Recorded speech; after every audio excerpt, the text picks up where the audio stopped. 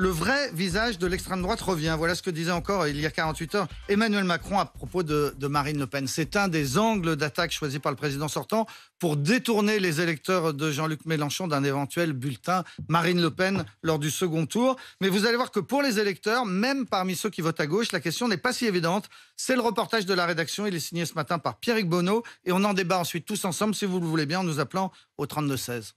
À 72 ans, Serge se définit comme un électeur de gauche. Mais à la question Marine Le Pen est-elle d'extrême droite, sa réponse est inattendue. Pour moi, non. Elle s'est améliorée, c'est pas son père. Elle a changé. Elle est moins extrême qu'elle l'était. Ça commence à devenir une personne raisonnable. Elle est de la droite, c'est tout. Comme Macron d'ailleurs. Hamid écoute la conversation et il n'est pas vraiment d'accord. Elle veut se donner une façade plus douce pour gagner des électeurs. Voilà, et ensuite, une fois qu'elle sera au gouvernement, elle fera ce qu'elle veut. C'est un petit dessin animé qu'elle est en train de faire. Et après, il y a beaucoup de gens qui vont tomber dans le panneau. Nathalie, elle ne risque pas de tomber dans le panneau, comme dit Hamid.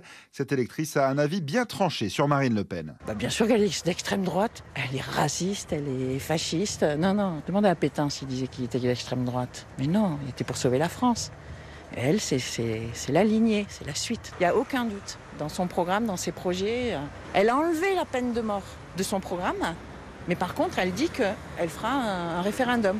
Et donc, la peine de mort peut revenir en France. Non, et puis la préférence nationale, mais c'est une horreur. C'est une horreur. Elle est d'extrême droite et dangereuse. Depuis qu'elle fait de la politique, Marine Le Pen n'a pas fondamentalement changé, mais a façonné une image, selon le sociologue Erwan Lecoeur, spécialiste de l'extrême droite. L'image elle ressemble à son père, elle parle comme lui, mais en plus doux, en plus agréable, ce que j'avais appelé l'effet Casimir. Le Front National, devenu Rassemblement National, est toujours un parti issu de l'extrême droite française. Et dans le programme de Marine Le Pen, encore aujourd'hui, on retrouve un grand nombre de propositions qui sont très clairement issues de l'extrême droite.